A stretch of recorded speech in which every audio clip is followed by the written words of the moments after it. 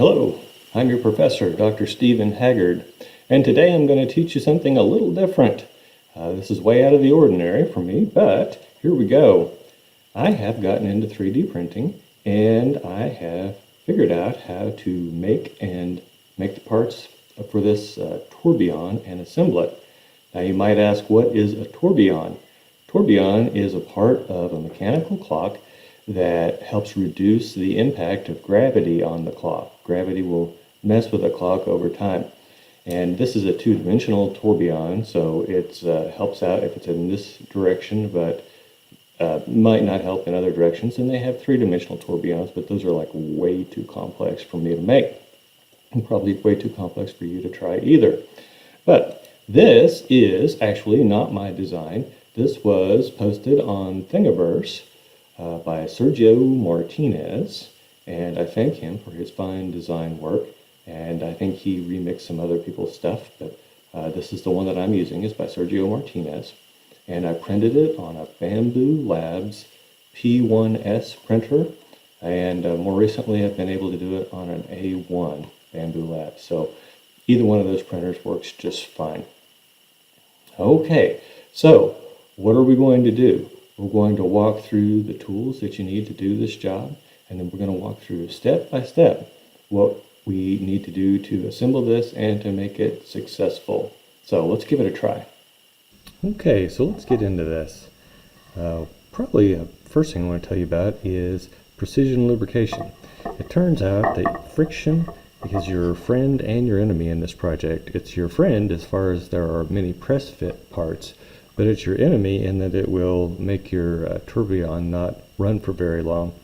And so what we want to do is have some sort of precision oiler. Now, this is a nice one. I bought it on Amazon for like 12 bucks. I'll put the link below. But you can get them for much cheaper than that. By the way, notice my hand shaking there? That's a genetic condition, so don't be concerned that I'm developing Parkinson's. I've been this way since birth. Okay, so that's the first thing that you'll want to have. You'll also want to have super glue. Now, any brand works, of course. This one's pretty gnarly and goopy, but hopefully it'll do well enough for this little adventure. And I want to have some sort of instrument that I can hold down the piece that I'm going to super glue, because you know you need to put pressure on it. But the part that we're going to super glue is very, very small. And so I recommend you could get by with maybe a toothpick. This is a pick from Harbor Freight. By the way, I recommend Harbor Freight if you're buying tools for jobs that you don't do very often. And then there is this lubricant that is famous throughout the 3D printing world. It's called Super Lube, and you can get this. I bought this on Amazon. I'm sure you can get it in other places too. The good thing about this is it's food grade, and so you don't have to worry about this poisoning your kids or your pets. Now, here is something else that you'll need. This is a 2mm drill bit. All the holes in this thing that are of any importance are 2mm. And when you finish 3D printing stuff, a lot of times there's material inside the hole, so you want to ream that out with a 2mm drill. Now, here's something that a lot of people don't know. These little quick change drills, they actually fit in these ratchet screwdrivers, and so you can actually use the ratcheting screwdriver handle to do this reaming. By the way, I tried doing this with a power drill, and I wound up with a hole in my workbench for my efforts, so I don't recommend that at all. And finally, here we have what I call the Persuader. This is a Pittsburgh soft face mallet. It's from Harbor Freight, and I can't say enough good things about this one. I really like it. Okay, so now let's talk about the parts of the tourbillon. We're going to start with what's called the balance wheel. Now, I printed this one out of PLA silk gold colored filament, so it's not really brass, even though it looks a lot like metal. And so this is going to be, it's basically the flywheel of the tourbillon. And then we have a gear here that is going to be part of this escapement process. And you can see it has a 2mm hole in it. We have what's known as the hairspring.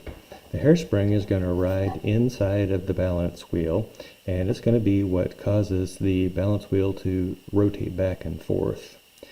By the way, this is a very delicate part, so be careful when you handle it. Then we have these two pieces, which are known as frame A and frame B in the 3D model. I don't know what else to call them. Now, what are the important things to know about these? These holes, they need to be reamed out after you print this, because otherwise it won't work. And this is the little spot where we're going to be super gluing the hairspring.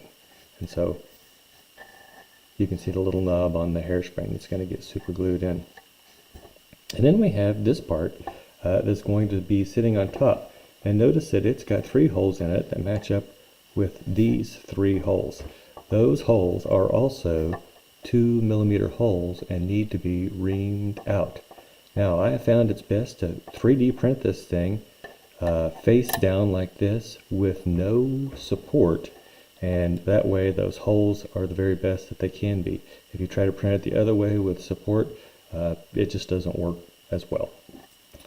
This is called the mainspring, and it's going to be what provides the power to our tourbillon. This is called the mainspring housing, and I want you to notice that it's a little rough here. That's from 3D printing. That's where the supports came off. This thing, you can't print it in midair because of the way it's shaped, so you have to have supports, and that's where the supports came off. I chose to have the supports on this side because there's nothing that rubs up against here and would be a problem. So on this side, though, we're going to have the mainspring. And the mainspring is going to somewhat rub against this as it unwinds, so we don't want our rough side to be there. Then we've got this big ring gear, once again printed out of PLA silk filament. By the way, this is PLA Plus Fire Engine Red from eSun.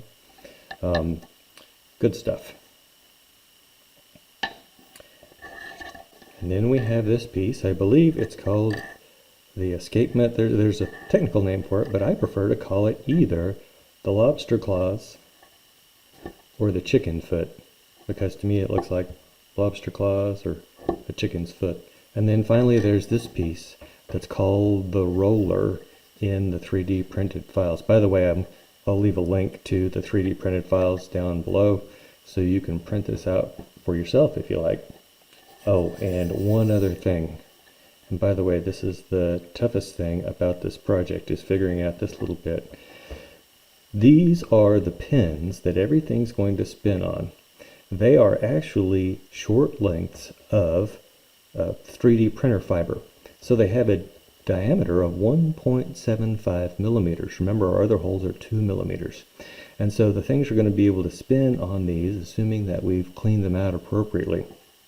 Now, the tough part, there's two tough parts about this. Number one is straightening the filament. You can't just take PLA in its natural state off the roll and then cut the lengths, because these things will be curly, because after all, it's been on a roll. It has a memory. And so what you have to do is straighten first some PLA fiber before you cut the pins. I will leave a link to a lovely woman who shows how to straighten PLA fibers on YouTube. The second thing about these is knowing the proper length. And it would be very difficult for someone without a 3D CAD modeling system to be able to look at it and know what these lengths should be. And I've yet to find anyone publish these numbers online. So here we go. This one is maximum length 21.99 millimeters.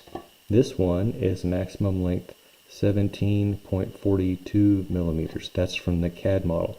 Now, there are also minimum lengths, because you don't want these things to be too short, because then they wouldn't reach from one part of the frame to the other to hold your parts in place.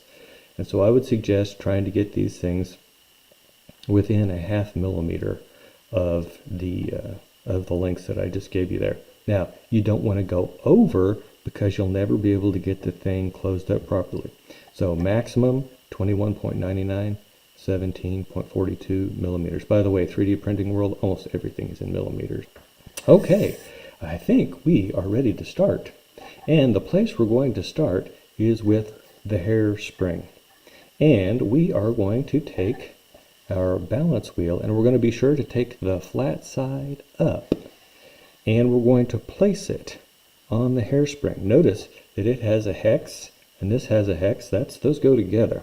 Now, the second thing you need to know, other than the flat side up, is that there is a way that you could do this that would make things very difficult for you to super glue that piece later. So you want to make sure that that little knob on the spring is visible through one of these openings before you push it down. Now, be careful pushing it down because these things can break relatively easy. So I'm using 3 fingers here and bam. Oh, didn't quite get it. If you have problems, you can always use your mainspring housing as a tool to kind of knock this thing down. Here's the persuader. And there we go. Now we're good. Okay, now the next part that we have to work with is the roller. This is the roller, and notice its orientation has to be the same as that little knob on the hairspring. Then I'm going to push this down, and it didn't go down as far as I wanted either, so I'm going to get out my trusty mainspring frame and the persuader. Aha! Okay, now that thing appears to be ready to go. Now, before I do any further assembly, what I want to do, and I want to do this for all the parts that are on a pin, I want to go ahead and put the pin in there, and I want to make sure that it spins freely. And that one spins pretty freely. If it doesn't, what you want to do is take your 2mm drill bit and give this thing a little bit of a reaming. And in fact, I'm going to go ahead and do that here. Sometimes when you push it into the balance wheel, it actually makes that diameter a little smaller, so it doesn't hurt to go in there and clean it out just a little bit more. Okay, now we are going to get this piece, and I want you to notice that I've got these holes cleaned out. You need to make sure that there's no material in there that's going to get in the way. And we are going to, first of all, do some lubrication. And so I've got my little precision luber here, and if I click this button quite quickly, it gives me just a small drop. You don't want a lot, and here's why. This thing will get sloppy, greasy, nasty if you do a lot of lube on it. So here we go. Just a little bit, and I'm going to put a little bit right there. Give it another little tap. Put some right there. And then finally a little right there. Okay, now we are ready to put the long pin in this hole that's over by itself. So we got 2 holes over here. That's where the short pins will go. I'm going to put the long pin over here. Now when I make my pins, I make them out of different materials, so I know what's short and what's long, because sometimes in the middle of things you just forget. So I'm also going to do a little precision lube on this. I'm going to give this a little bump, and I'm going to tap it right there on that hole. And the reason I'm doing that is I'm trying to get some lubricant between this part and the pin. And so now I'm just going to set this down, and it's easier sometimes if you pick it up.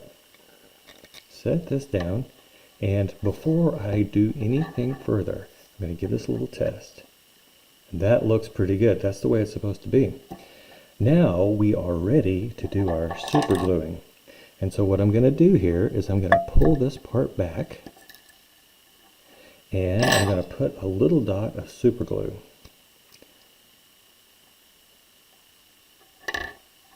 Right there. Now this super glue is goopy and yucky, but I'll bet it's going to work. So we'll pick this up and set it in there. I'm going to hold pressure on it for like 15 seconds. Okay, now notice that the pin came out over here. So we can just stick that back in. Oh, come on. Okay, when this is properly seated, you should see this much of the pin sticking out. It shouldn't be a lot. It should be just enough that's going to go up into that other piece. Okay, now we are ready for one of our short pins, the 17.42 millimeters. We're going to stick it right there in the furthest hole out. And now, by the way, I should have tested this to make sure it spins first. It does. Okay, now I'm going to put just a little drop of lube on the back side of this gear and set it on here. Oh yeah, that's the stuff right there. Okay, now be careful when you pull your finger away because the filament will stick to your finger and come out. It's a big old mess. We are ready for the lobster claw / chicken foot. I'm going to go ahead and make sure that it'll spin on a piece of filament, and it will. Then I'll put that last short pin right there. And as always, I want to put a little lubricant on this. Right there on the flat side of the lobster claw. And we're going to stick this over this pin. Oh, one thing I forgot to do. You want to put a little lube on top of the roller. You want to put a little lube right there, because that's going to be rubbing back and forth on the chicken foot. So now back to putting the chicken foot in place.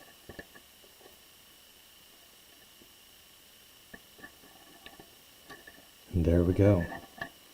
Okay, now what I want to do is line these things up in a line the best that I can, because we know that this piece, those holes are all in a straight line. Now before I put anything on here, I want to go ahead and lubricate these 3 holes. So I'm going to put a little lube right there, and right there. And that's plenty. It's actually probably a little much. Okay, now note we've got 2 pins on this side, so we should have the 2 holes over here. We've got 1 pin on this side. We should have 1 hole over here. And these holes are hexagonal. They are going to match up to these hex pins on the lower frame part. And that's going to be a friction fit or a press fit. No glue required. Okay, here we go. I'm going to try to put all this together, and it hardly ever works the first time. So just stick with me. One thing I can do is get the long one in, and then get my persuader and give these hex pins a little bit of a tap to try to hold them in place. And then hold it up and see if my pins are in the right place. And I think they are. So I'm going to go ahead and tap this down. Don't be afraid to smack on it. This stuff's pretty tough. Okay, now the chicken foot is not in the right place, so I'm going to do a little spinning here. And now that's not working. Let's see if we can figure out what's wrong. I think this pin is not in place. There we go. So this pin right here was not in the hole, but I couldn't see it. So let's try it again. Oh yeah, that's what we're looking for right there. Okay, so things don't always go perfectly right the first time. Try again. Now, what are we going to do next? Well, we've got this mainspring housing, we've got this ring gear, and we've got our main spring.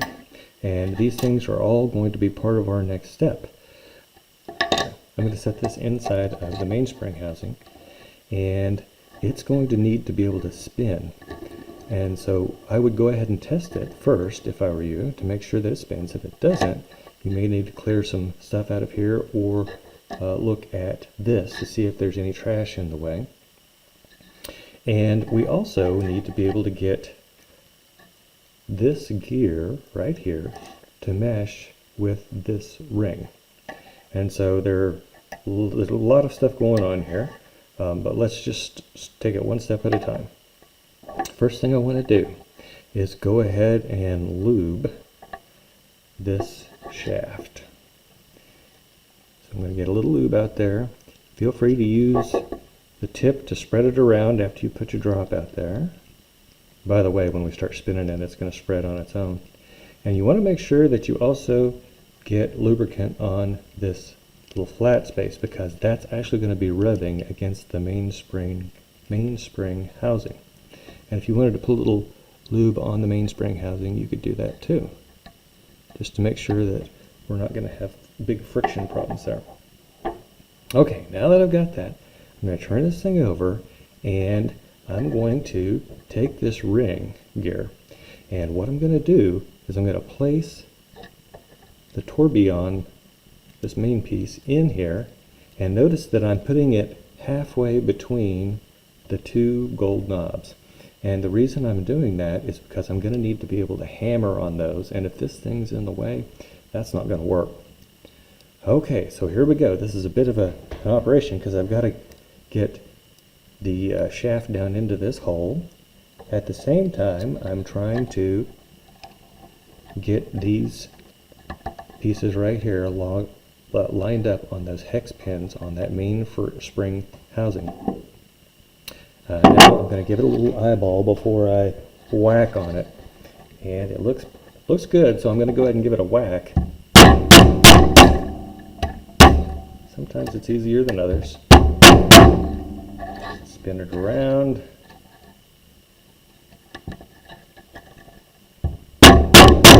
Give it some more of the action. Okay, now notice that everything, you don't see any obstructions there, everything looks good. Let's give it a little test. I can't overstress the importance of giving this thing a test at every single step of the process, simply because it'll save you so much pain down the road. Okay, now we're going to flip this over, and you want this mainspring is going to end up resting in this position. You can see what direction the little ratchets are on it. And so I'm going to flip it over, and this piece right here is going to be rubbing against the mainspring housing. So what I want to do is put some lube on that. And so I'm going to use my precision lube, put it right there. So I'm being a little bit sparing with it because I want to be able to preserve the friction fit between this hex and this hex. Okay, now I'm going to flip it over, and I'm going to stick it on there. And this is one of the tougher things. We've got to get this thing in there, and don't be afraid of breaking it. It's pretty tough. Even though it sounds like it's going to break, it's not. And then I'm going to line up the hexes. Oh wow, this one's actually working fairly well. So, and now I'm going to give it a tap. And I want the flat surface of the shaft to be lined up with the flat surface of the mainspring. At this point, if we've done our job right, everything should work. So let's give this thing a little test, one more. Okay, so now we're ready for a test. Let's wind this thing up. We're going to flip it over, and 1, 2, 3, 4, 5, 6, 7, 8, 9, 10, 11, 12, 13, 14, 15, 16, 17, 18, 19, 20. And there we go. Now don't feel bad if it doesn't work the first time. This is like the 17th one that I've made. I've got these things all over the house. Anyway, long story short, try again until you can get things squared away. It's a puzzle. You're trying to figure out where is the friction, where are the obstructions, and you're eliminating those problems one by one until you have something absolutely useless, but that is kind of cool. So I'm going to include the links down below for the 3D model and for some of the special tools and the lubricant that I use. And I will also include some links. If you have a if you don't have a 3D printer, you can actually buy this as a kit on Etsy. And if you don't want to go through the time and effort to actually assemble this, but you think it's kind of cool, you can actually buy the finished tourbillon model on Etsy. By the way, you're wondering how long this is going to go. If you do it right, they run around 3 minutes using the assembly method here that I've shown you today. Feel free to leave comments or questions down below. I look forward to hearing from you.